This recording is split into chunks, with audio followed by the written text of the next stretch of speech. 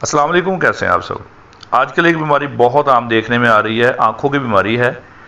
इसमें क्या होता है कि इसे आप आशोब चशम कह लें, आंखों की एलर्जी कह लें, आंखों का इन्फेक्शन कह लें, कुछ भी कह लें।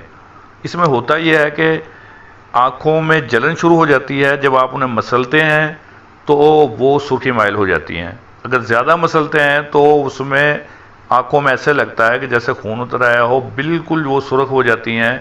दूसरे नंबर पर क्या होता है कि उनमें जलन बहुत ज़्यादा होती है, उनमें से पानी बहना शुरू हो जाता है और आंखों की जो है सूजन ये भी जो है आना शुरू हो जाती है आंखों पर। अब ये बीमारी है, ये होती किस वजह से है? तो सबसे पहले ये है मौसमी तब्दीली की वजह से। इस वजह से हो सकती है क्योंकि हमने जितना बेड़ा गर्क कर दिया है निज़ाम कुदरत का, गर्दो गुबार की वजह से, जो है आलूदगी की वजह से, और दरख्तों को काट काट के इन चीज़ों की वजह से जितना हम कर सकते थे हमने कर दिया है। अब होता क्या है कि जब कुदरत का निज़ाम डिस्टर्ब होता है तो वो बहुत सी बीमारियां आपको घेर लेती हैं। तो ये जब भी मौसम चेंज होता है कि इंसान नई नई बीमारियों में जो है वो घिर जाता है। अब अगर आपको ये मसला है तो इसमें मुख्तलिफ जो है अलामात हैं। किसी को जलन बहुत ज़्यादा होती है, किसी की आँखें जो है सूज जाती हैं, उनमें सूजन है, किसी की आँखें जो है उनमें मतलब ऐसा है कि वे वो मसलते हैं तो वो सुर्ख ज़्यादा हो जाती हैं, किसी की आंखों से पानी बह रहा है।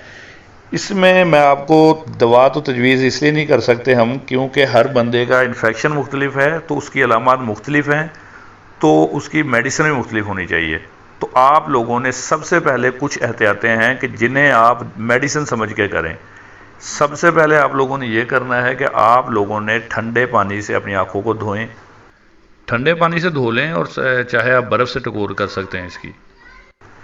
दूसरे नंबर पर यह करना है कि अगर आप लोग बाइक का सफ़र करते हैं तो आंखों पर चश्मा लगा के करें या हेलमेट इस्तेमाल करें।